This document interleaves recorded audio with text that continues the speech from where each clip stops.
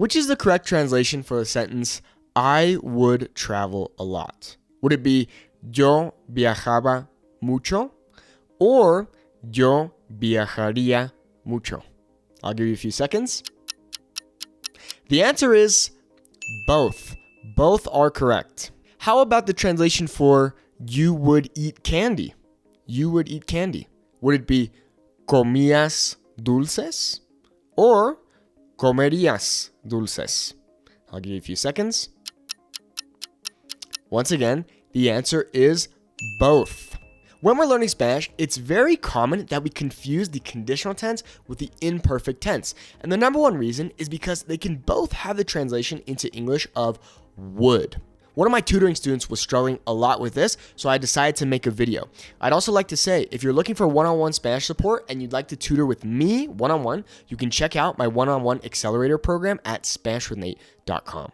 So let's take a look at this. We have the imperfect tense, which is used for ongoing actions in the past. For example, yo comía dulces. That could translate as I used to eat sweets, I would eat sweets, or I was eating sweets. Now, as many of us know, context is king in Spanish, and that goes for not confusing the imperfect with the conditional. Now, the conditional is used for things that have conditions. For example, if this, then that. So, si tuviera dinero, yo viajaría por el mundo. Si tuviera dinero, yo viajaría por el mundo. The condition is that if I had money, well, then I would travel the world. Now, the number one thing that I want you to take away from this video is that when you use the imperfect versus the conditional, try to not use the translation of would when using the imperfect. So, for example, cuando era niño, comía pizza todos los días. Now, for this word, comía, we could use a translation of would. However, it's better to use a translation of used to. Okay, so when I was a kid, I used to eat pizza every day. Now, of course, the translation of would does make sense, and we would say this in English. However, oftentimes, when you get into the habit of using the translation of would with the imperfect tense, you can confuse yourself when to use the imperfect versus the conditional. So now, if we take a look at the example, si yo tuviera dinero, comería pizza todos los días. Notice how here it's also the translation of would. If I have money, then I would eat pizza every day. The two sentences are very similar. However, one is talking about the past tense and one is talking about something that you would do. I hope this is making sense, okay? So remember, for the imperfect, it's best to try and not use a translation of would. Sometimes it's the best translation that we're going to have. However, try to use the idea of used to instead of would to prevent yourself from confusing it with the would of the conditional tense. Okay, so let's take a look at some more examples. Which is correct?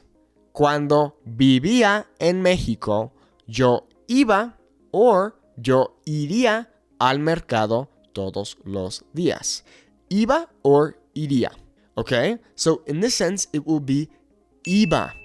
Because we're saying cuando yo vivía, when I used to live in Mexico. This is an ongoing action in the past. Don't confuse those. Don't put the imperfect with the conditional, okay? It's really subtle, but if I say when I used to live in Mexico, I would go to the market, saying like, oh, I would go to the market, but blah, blah, blah, okay? Whereas we're trying to say is when I used to live in Mexico, I used to go to the market. I understand that the translation of would works really well there, but try not to use it. Try to use the idea of used to because it's very possible that it will confuse you when you go to use the conditional tense.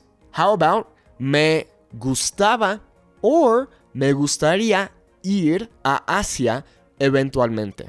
So would we have gustaba or gustaría? Okay, in this example, it would be gustaría.